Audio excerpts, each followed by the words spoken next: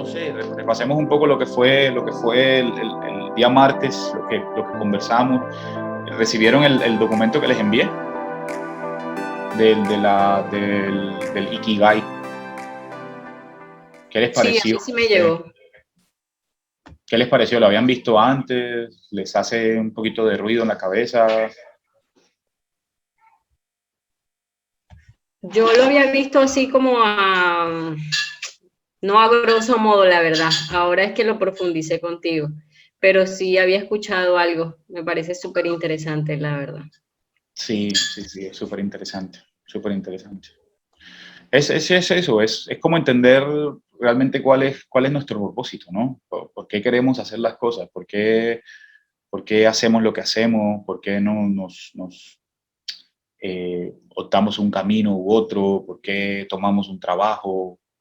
¿Por qué nos levantamos todas las mañanas? ¿Qué es lo que nos motiva? ¿Cuál es el propósito real en nuestras vidas? ¿Y para qué hacemos lo que hacemos? Creo que eso es lo más importante de esa intercepción de ese Ikigai. Me parece súper interesante eso. Y, y ustedes se preguntarán que, no sé, pues qué tendrá que ver eso con liderazgo ni habilidades gerenciales.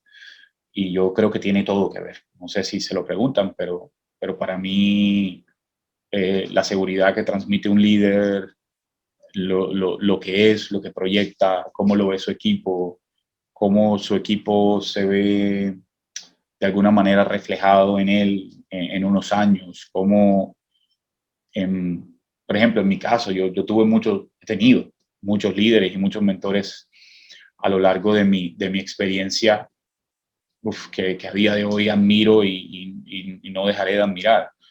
Una de ellas fue una gran jefe, una gran mentora, amiga, hoy día somos amigos, se retiró de la hotelería y le dije, cuando se retiró, me contó que estaba en otra cosa, le dije, la hotelería ha perdido un gran ser humano, un gran líder. Pero también he tenido otros de los que he aprendido a no ser. He tenido más de esos, si les soy sincero. Y ese tipo de personas, yo también le agradezco mucho a la vida, le agradezco mucho a Dios que me las puso en el camino. Lorena, ¿cómo estás? ¿Nos escuchas? Bienvenida.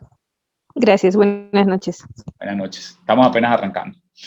Y le agradezco mucho a la vida por cada etapa y lo que hice fue en algún momento de mi vida tratar de discernir, ¿no? Por qué suceden las cosas? ¿Por qué no suceden las cosas? ¿Hacia dónde nos quiere llevar la vida con ese mensaje que viene a veces encriptado en situaciones que nos ocurren y no entendemos a veces por qué nos suceden?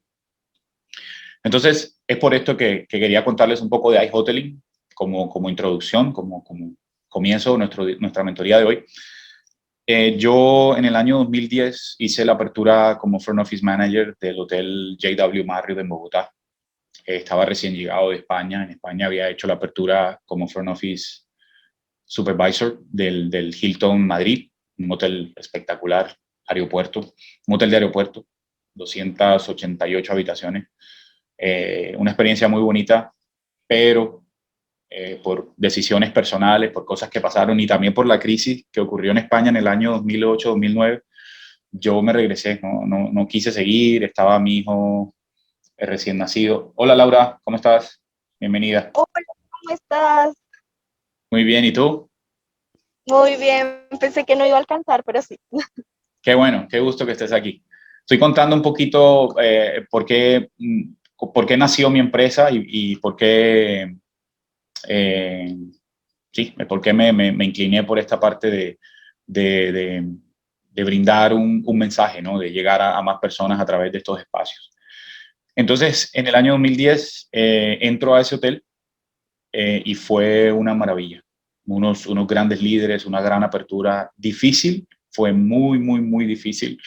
Los primeros 5 meses fueron muy duros. Yo venía de hacer la apertura del Hilton de Madrid, que fue súper organizada, los folletos, los handouts, los entrenamientos, las sesiones de entrenamientos, un cronograma, todo perfecto, ni siquiera voy a decir, bueno, sí, tenía un poco americano porque la marca es americana, pero también el task force que tuvimos en apertura fue de Inglaterra.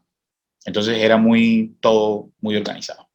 lamentablemente pues llegué a Bogotá a la apertura del gran, magnífico JW Marriott, porque ese hotel me encanta.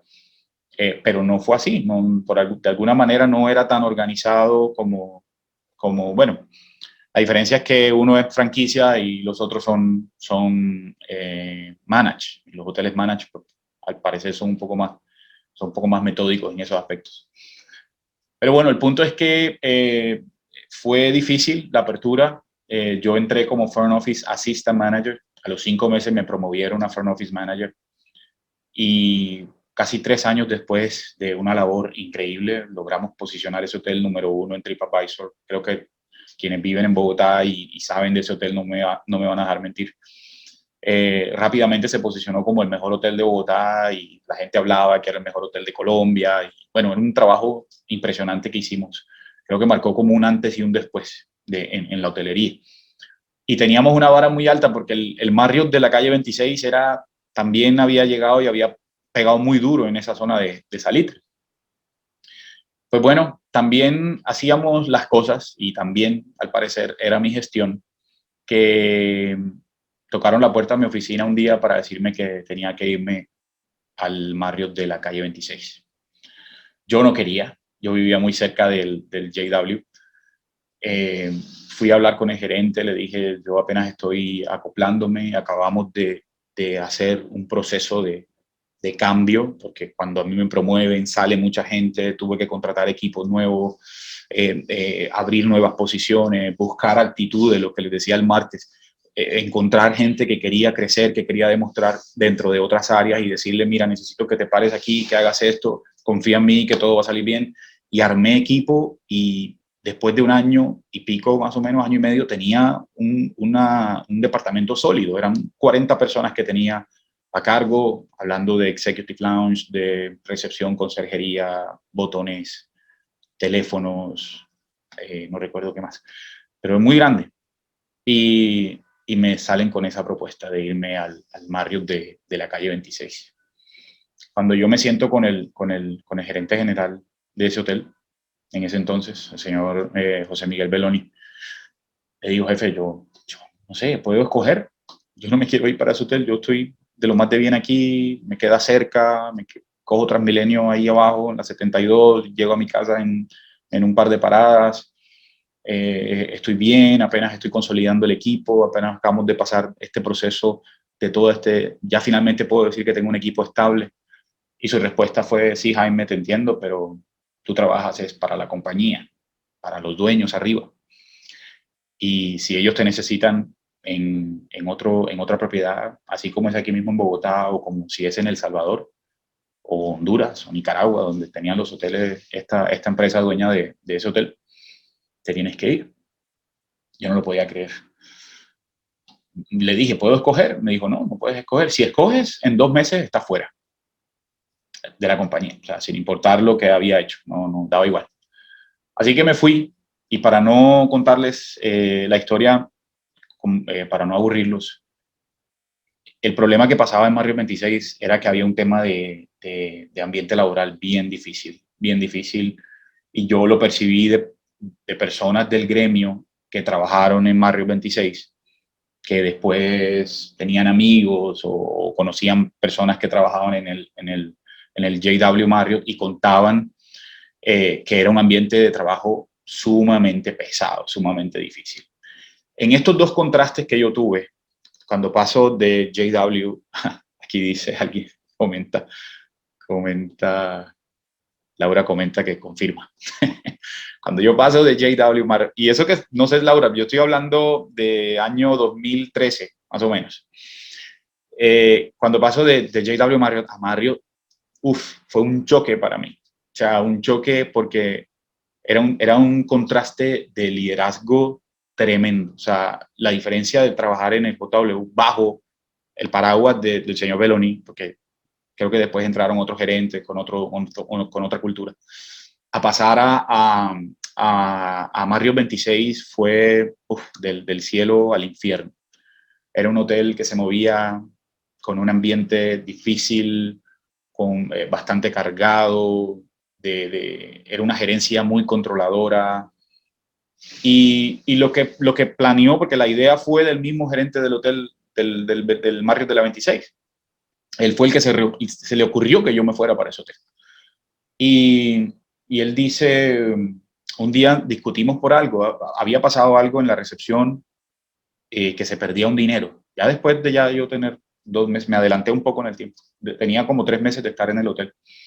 Y estaba pasando algo en el equipo del front office, que se perdía el dinero.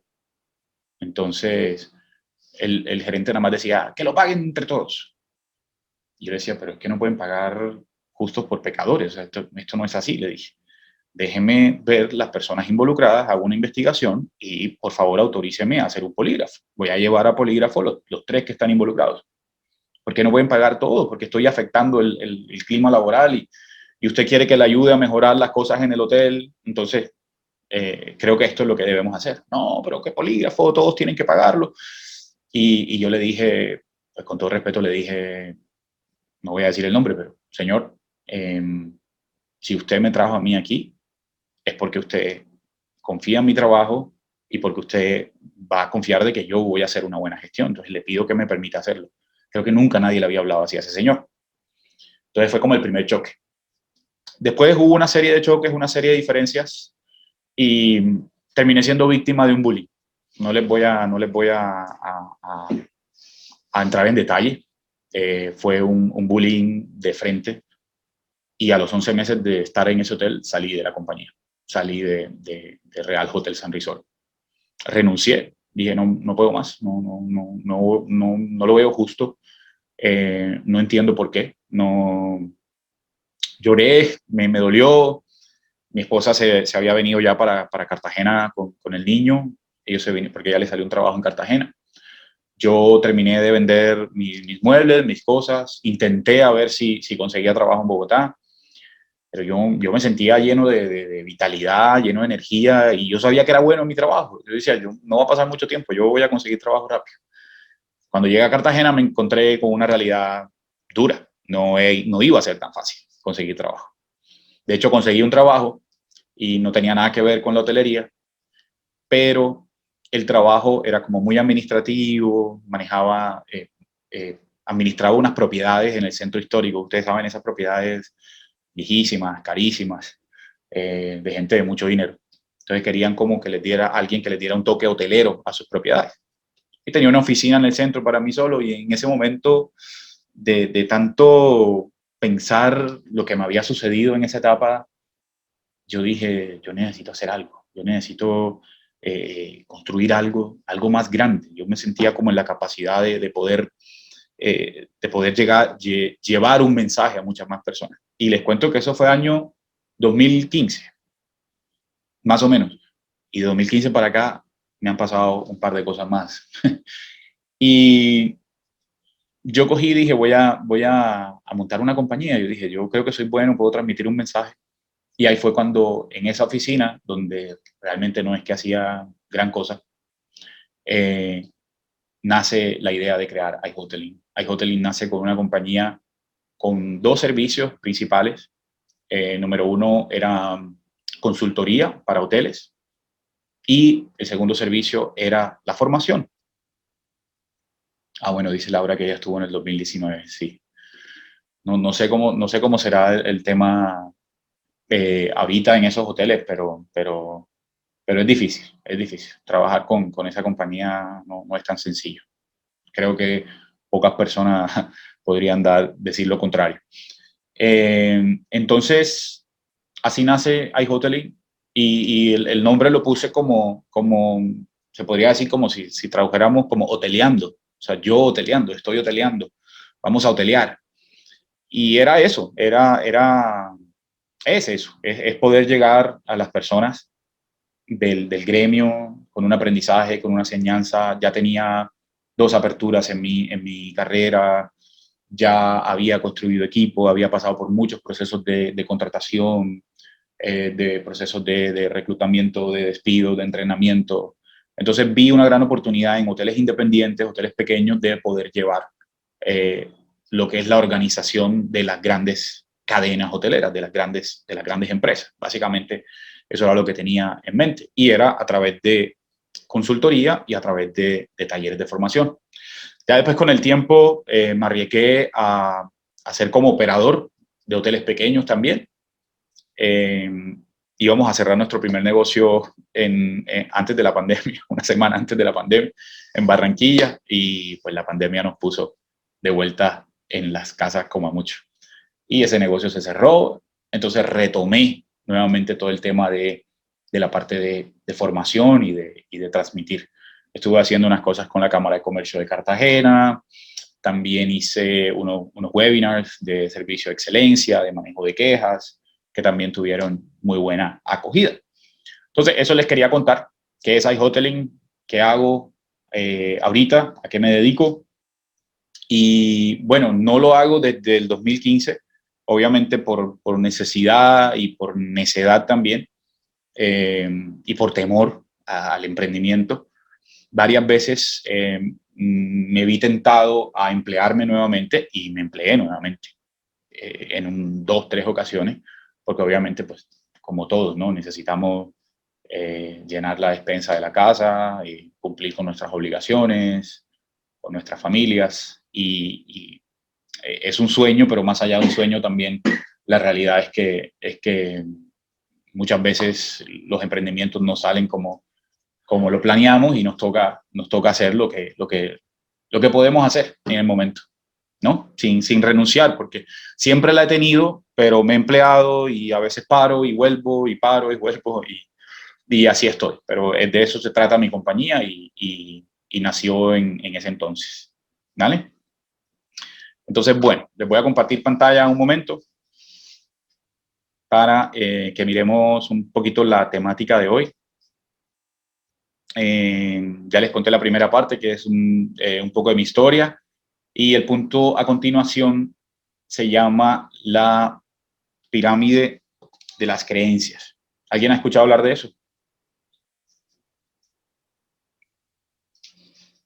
Y si alguien ha escuchado, me dice que tiene que ver de pronto con liderazgo o con habilidades gerenciales. Laura me dice que no, Clemencia me dice que no. Bueno, qué bueno. Cristina tampoco. Vamos a ver, esto va a ser un tema interesante. Dame un segundito.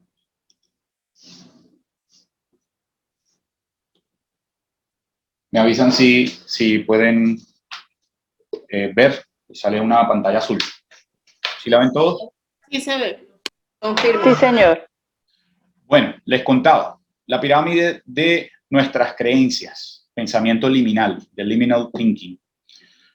Lo subliminal, liminal y superliminal. Lo subliminal, perdón, voy a correr acá el micrófono. Eso, ahí está. Es aquello que está por debajo del umbral de nuestra conciencia. Se percibe sin que el sujeto llegue a tener conciencia de ello. Esto es lo que pues, se utiliza mucho en el tema del neuromarketing, de las propagandas que vemos a diario, siempre llevan algún tipo de persuasión, ¿no? Algún tipo de mensaje oculto. Esto es lo que ocurre por debajo del umbral de la conciencia.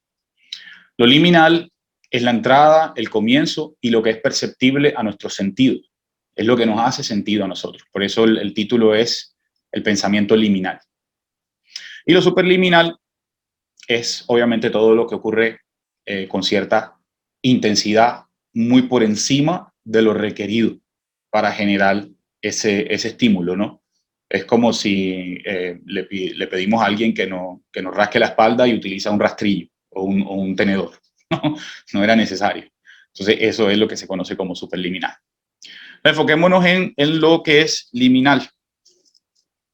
Y quiero comenzar por contarles, yo iba a dibujar mi elefantico en el tablero, que quería hacerlo un poquito más dinámico, pero bueno, no lo vieron. No vieron que puedo ser bueno dibujando. Hay una fábula de un rey en la India que mandó a llamar a 5 hombres ciegos y un elefante. Entonces el elefante. Y aquí aparecen solo 3, pero eran 5. Y les pide que toquen solo una parte del elefante. ¿No? El que tocó el rabo, la cola del elefante, se le preguntó qué veía, qué era eso, y dijo que era una cuerda. El que tocó la parte lateral de las costillas del elefante, dijo, es una pared. Y el que tocó la trompa, dijo que era una culebra. El que tocó las orejas, dijo que era un abanico. El elefante no es más que el elefante es la realidad, no es nuestra realidad, es la realidad. Entonces, supongamos que esta línea, esta curvilínea que ven allá abajo, es el lomo del elefante, ¿verdad? Y el elefante, como les decía, es la realidad. Pero la realidad es lo desconocido también. No tenemos el conocimiento completo de lo que es la realidad de las cosas, ¿cierto? Empezamos a construir lo que llamamos la pirámide de las creencias, ¿verdad? Por encima de la realidad nosotros construimos una pirámide donde nos paramos después. ¿Con base en qué? ¿O cuáles son esos escalones que conforman nuestra pirámide de creencias? Las experiencias y observaciones. ¿Qué son las experiencias y observaciones? El entorno en el que vivimos, lo que vemos de nuestros padres, lo que vemos en el colegio, lo que vemos de nuestras familias, de nuestro entorno, tíos, primos, abuelos, ¿cierto? Experimentamos y observamos las cosas de ellos. De esas cosas que experimentamos, tomamos lo que es relevante para nosotros y las cosas que consideramos que necesitamos, ¿verdad? Con base en esas cosas relevantes, planteamos supuestos e hipótesis a ciertas cosas. Y luego de que ya tenemos supuestos e hipótesis, llegamos a conclusiones. Empezamos a concluir las cosas. Cuando concluimos, simplemente creamos nuestras propias creencias. ¿Qué nos quiere decir esta serie de escalones o esta pirámide? Que nosotros no estamos parados ni somos poseedores de la verdad absoluta.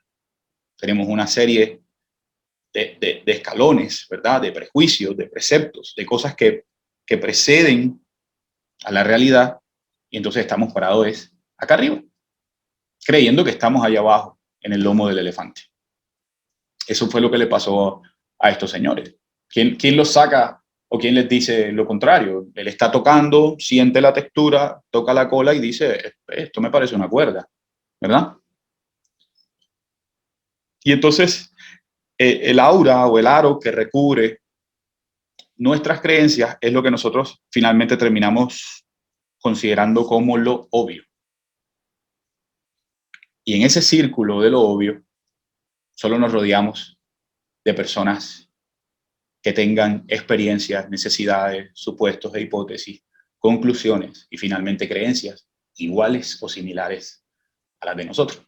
Son con quien más tenemos empatía, ¿verdad? Con quien más logramos hacer un match, un clic en nuestras relaciones, ¿cierto? El creador de esto se llama David Gray. Voy a darle sus créditos. Y esto, lo que recubre lo obvio, se llama la lógica autosellante.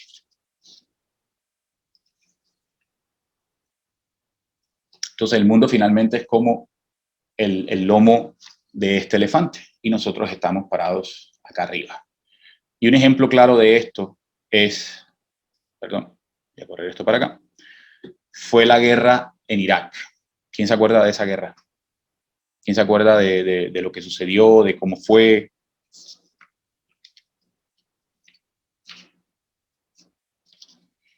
Ustedes se acuerdan de que hablaron de eso, ¿no? De armas de destrucción masiva, ¿cierto? Ese fue el mensaje que el gobierno de los Estados Unidos le dio a sus coterráneos. Hablaron de que habían unas armas de destrucción masiva. Sí, Laura dice que sí, exactamente. Y encontraron esas armas después de que invadieron a Irak y destruyeron el país completo y mataron a este señor. Ustedes se acuerdan que no encontraron armas, ¿cierto? Voy a leer el chat. Según yo, no, exacto. Exactamente, sí. No encontraron armas de destrucción masiva. no las hallaron. Pero la mitad más uno de Estados Unidos, o la gran mayoría del país, de todos los americanos, partieron de una conclusión, de que si fuimos a Irak, debió haber sido por una razón. Y lo que hacemos es que concluimos de que efectivamente debíamos invadir Irak, porque si lo hizo el gobierno de los Estados Unidos fue por algo. Pero no era la realidad absoluta de las cosas. Creo que están escribiendo en el chat. No. Muy bien. Si quieren comentar algo, me dicen. Si no, de pronto tienen alguna duda o no me siguen. Les voy a plantear un ejemplo y ya me van a ir entendiendo. Vamos a ir haciendo un efecto embudo de por qué les estoy hablando de esto. Entonces tenemos una situación, ¿verdad? Les voy a plantear un ejemplo. Tenemos dos mundos. Aquí está este señor rodeado de las personas con las que habitualmente comparte su círculo. Ese puede ser cualquiera de nosotros. Y digamos que este señor, vamos a poner un ejemplo un poco complicado, pero se da en nuestro entorno, ¿no? Puede ser, yo voy a poner aquí, un católico y un musulmán, pero puede ser un caleño y un paisa, puede ser un costeño y un rolo. Pasa muy similar, ¿no? Podemos utilizarlo y llevarlo al contexto, a nuestro contexto y a nuestro entorno laboral, este tipo de situaciones. Y esto es lo que llamamos la escalera de la inferencia, ¿ya? Se los comento ahora. Es lo que yo subo hasta allá arriba para yo inferir algo, ¿verdad? Para yo deducir o sacar una conclusión de una situación. Entonces, bien, ¿qué pasa cuando estos dos mundos se chocan? ¿O qué pasa cuando una persona de otro mundo, de otra cultura, de otro conocimiento, nos plantea una idea? Lo primero que se nos viene a la cabeza es, ¿tiene coherencia lo que me dice? ¿Se ajusta a mis creencias? Esta gente que hace Ramadán, una cosa más rara ahí, que no comen hasta las 6 de la tarde, los manes son raros. Si fuera un costeño que lo dice, lo diría así. Oh, Laura Higuera se había salido, perdón. Me había parecido como se... Hola Laura, ¿estás? Hola, sí, lo que pasa es que me cambié al computador, entonces fue por eso. Ah, ok, súper. De hecho, todo era una pantalla para invadirlos. Ah, bueno, sí, comenta Laura que sí, que todo lo de Irak fue una pantalla para poder invadirlos. Claro, alguna parte del mundo pensamos que era por el tema del petróleo también, ¿no? Del negocio que había por ahí, de las rutas del petróleo. Y dice Cristina, sí es para apoderarse de sus recursos naturales, exactamente, lo que estamos diciendo. Entonces, bueno, ¿qué pasa cuando una persona que no es de mí, que no pertenece a mi lógica autosellante, a lo que es obvio para mí, a esa aura que a mí me recubre, yo enseguida digo, ¿y este señor qué me viene a contar? ¿Qué me viene a decir? O sea, ¿esto tiene sentido para mí? ¿Tiene coherencia para mí? ¿Verdad? Entonces, esta es la idea. ¿Y qué sucede con la idea? Que muchas veces es rechazada. Nos genera un rechazo enseguida. Y obviamente, a la parte afectada, a la parte que planteó la idea, esto le va a generar un rechazo y por ende nos va a generar un conflicto, ¿cierto?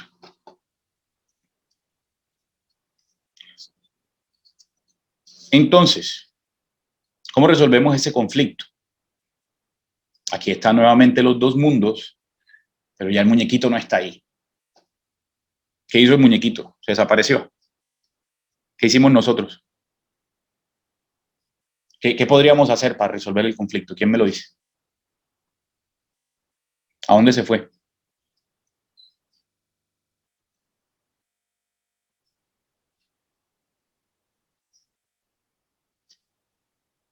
¿Qué creen ustedes? ¿Qué harían ustedes? De pronto investigar sobre la posición, lo que me está diciendo la otra persona.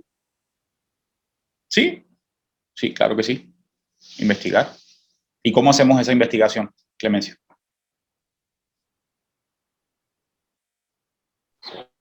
Pues primero lo escucho escucho claramente qué es lo que me está diciendo, de pronto confronto con otras personas la información, busco otros sitios para averiguar si lo que me está diciendo es cierto. Sí. Tú sabes qué acabas de hacer. Eso está muy bien, excelente. Lo que hiciste fue bajarte de esa pirámide de creencias. Eliminaste tus preceptos, los conceptos, tus creencias, tus conclusiones, todo lo que fue de pronto preconcebido o que vino programado durante tu niñez y te formó y te hizo la persona que eres y te hizo creer en lo que eres, creer en lo que crees, lo comienzas a dejar a un lado cuando comienzas a bajar la escalera, porque estás buscando resolver el conflicto. Entonces comienzas a recorrer un camino hacia la escalera de la otra persona para entenderla. Esto es un viaje imaginario, astral, por decirlo así, pero es un recorrido que hacemos en nuestra mente para decir, ¿por qué piensa así? Voy a entender por qué piensa así, por qué lo ve así, ¿no? Yo creo que nos sucede a nosotros a cada rato con nuestra diversa gastronomía, ¿no? Siempre que la bandeja paisa, que la arepa de huevo, que la changua, siempre estamos como debatiendo y lo primero que pensamos cuando queremos rechazar algo con la cual no crecimos es, uy, no, qué cosa tan horrible, ¿cómo se pueden comer ustedes eso? Lo hacemos todo el tiempo, ¿verdad? Entonces, lo primero es eso, lo primero es pararnos en nuestra realidad y ser conscientes con base en qué hemos construido nuestras creencias. Ahí está el hijo mío ladrando, me le presten atención. Llegó una visita. No lo escuchan casi, ¿verdad? ¿O sí lo escuchan? Sí, entonces, un día esto se lo muestro, un personaje. Entonces, nuestra pirámide es una definición inconsciente. Yo se los decía ahorita. Es eso, o sea, nos pusimos ahí, pero si ustedes se ponen a analizar todo este proceso, todos estos 5 escalones que hemos subido, los hemos subido incluso de manera inconsciente, porque así como nacimos en Colombia, con una cultura occidental, con una cultura católica, con unas bases católicas, con una creencia, con una religión, pudimos haber nacido en otra parte del mundo, en Turquía, en China, en cualquier país de Medio Oriente, ¿verdad? Y seríamos otras personas totalmente distintas. Entonces, bueno, para resolver el conflicto, bajo mi escalera y comienzo a subir la del otro. O comienzo a recorrer una parte del camino. Porque si los dos lo hacemos, entonces nos vamos a encontrar abajo y vamos a estar mucho más cerca del lomo del elefante, de la realidad, ¿verdad? Entonces, ¿cómo resolver el conflicto? Bueno, antes les cuento que esta pirámide puede ser muy ancha o muy angosta, ¿verdad? Dependiendo pues, del nivel cultural también que tengamos, ¿no? O sea, no podemos digamos, pensar que una persona, ¿cómo les explico? Para no sonar...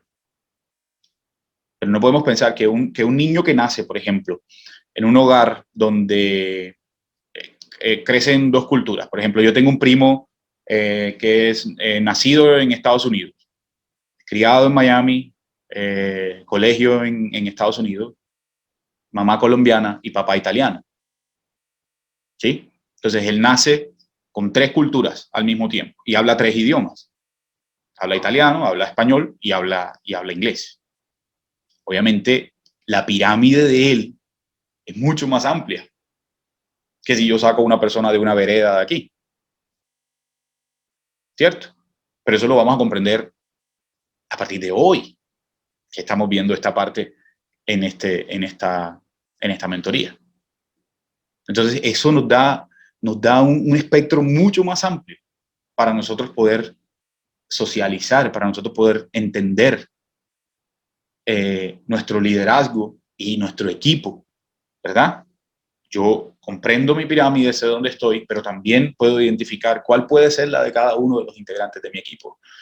Por ejemplo, yo como director de rooms, director de alojamiento, no es lo mismo, no puedo tener la misma conversación con la gerente de relaciones con los huéspedes que con el muchacho de áreas públicas. No puedo hablar de lo mismo. No puedo esperar de él lo mismo, ¿verdad? Tengo que hacer unos switch también de alguna manera mentales, ¿no? Porque si yo soy un buen líder y yo manejo la buena comunicación y le digo, hey, ¿qué tal tu fin de semana? O me pregunta él a mí, jefe, ¿qué tal tu fin de semana? Y yo le voy a decir que no sé, que fui a comer a XY restaurante y me comí un tibón con no sé qué. No le va a hacer mucho sentido, ¿verdad? Porque su pirámide no puede ser de pronto tan amplia como otra persona. Es como un ejemplo para que lo lleven al contexto laboral, por decirlo así. Entonces, bien.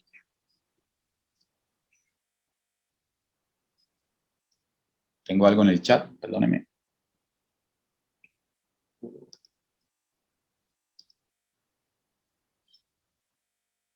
Pero esto creo que fue lo del perro. Bueno, ¿cómo resolver el conflicto entonces que nos plantea este choque? Entender las creencias de las demás personas. No debes de estar de acuerdo en todo, pero debes evitar caer en juicios, ¿verdad? Perdón. Debes entender que la gente habla y actúa de la forma que les hace sentido a ellos. Súper importante también. Si escuchas a alguien decir algo que a ellos les hace sentido y a ti no, piensa que hay algo que no estás viendo. Entonces, pregúntate, ¿en qué debería yo creer para pensar de esa forma? ¿Sí? ¿Qué les ha parecido esta parte?